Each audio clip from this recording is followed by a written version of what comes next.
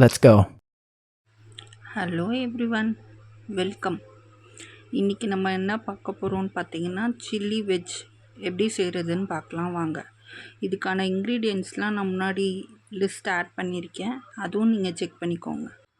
Chilli veg செய்கிறதுக்கு அதுக்கான பொருள்லாம் நம்ம முன்னாடியே ப்ரெப் பண்ணி வச்சுட்டோம் அப்படின்னா நம்ம சில்லி வெஜ் செய்கிறது ரொம்ப ஈஸியாக இருக்கும்.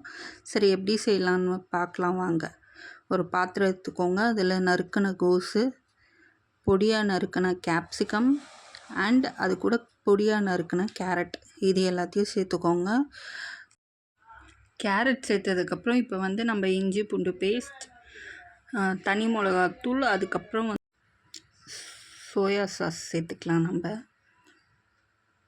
சேர்த்து எல்லாத்தையும் கொஞ்சம் லைட்டாக பிசைஞ்சு விட்டுட்டு அது கூட மைதா மாவு, கார்ன்ஃப்ளவர், அப்புறம் உப்பு இது சேர்த்து ஒரு 5 நிமிஷம் நல்லா நம்ம பெசரி வச்சுக்கலாம்.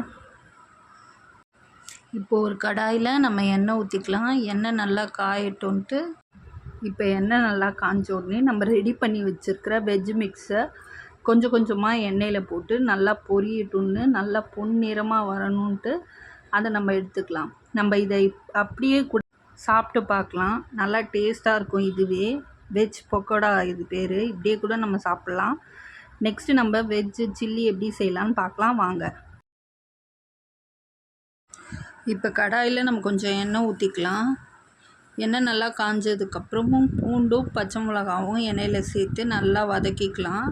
அது கொஞ்சம் கலர் மாறணும், அது வரைக்கும் நல்லா வதக்கிக்கலாம். அதுக்கப்புறமா க்யூபாக கட் பண்ணி வச்சுருக்க வெங்காயம், அப்புறம் குடமிளகா ரெண்டும் சேர்த்து நம்ம நல்லா வதக்கிக்கலாம்.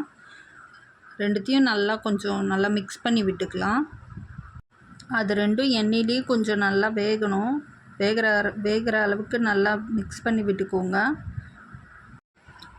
அடுத்து நம்ம இப்போ சோயா சாஸ், அதுக்கப்புறம் tomato sauce and chilli sauce, இது மூணுத்தையும் நம்ம சேர்த்துருக்கிற இன்க்ரீடியன்ட் கூட சேர்த்து நல்லா மிக்ஸ் பண்ணி விட்டுக்கோங்க. எல்லாம் நம்ம சேர்த்துருக்க இன்க்ரீடியன்ட் கூட நல்லா மிக்ஸ் ஆகணும். ஒரு 5 மினிட்ஸ் நல்லா எல்லாத்தையும் ஒன்றா சேர்த்து நல்லா மிக்ஸ் பண்ணி விடுங்க. எல்லாம் நல்லா மிக்ஸ் பண்ணதுக்கப்புறம் இப்போ எனக்கு சில்லி சாஸ் கொஞ்சம் கம்மியாக இருக்கிற மாதிரி இருக்குது, அதனால் நான் சில்லி சாஸ் சேர்த்துக்கிறேன். உங்கள் வீட்டிலலாம் கொஞ்சம் காரம் அதிகமாக சாப்பிடுவாங்க அப்படின்னா நீங்கள் கொஞ்சம் சில்லி சாஸ் எக்ஸ்ட்ராவே சேர்த்துக்கலாம்.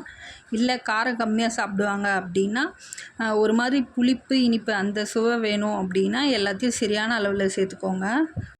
அதுக்கப்புறம் இப்போ நம்ம லைட்டாக கொஞ்சோண்டு கார்ன்ஃப்ளவர் தண்ணியில் கரைச்சி அந்த மிக்ஸ் கூடவே சேர்த்துக்கலாம்.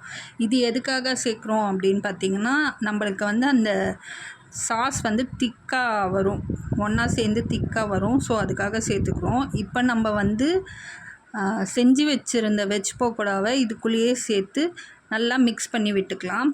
இப்போது அந்த சாஸ் நம்ம வெஜ் பக்கோடா கூட நல்லா மிக்ஸ் ஆகி வெளியில் நல்லா க்ரீமியாக சாஸாக இருக்கும், உள்ளே நல்லா சாஃப்டாக க்ரன்ச்சியாக இருக்கும். அண்ட் இப்போ எனக்கு உப்பு கொஞ்சம் கம்மியாக இருக்கிற மாதிரி இருக்குது. ஸோ நான் அதனால் இதில் உப்பு சேர்த்துருக்கேன். உங்களுக்கு நீங்கள் எப்படி கரெக்டாக இருக்கா இல்லையான்னு நீங்கள் செஞ்சு பார்த்துட்டு டேஸ்ட் பண்ணிவிட்டு உப்பு கம்மியாக இருந்தால் உப்பு சேர்த்துக்கோங்க.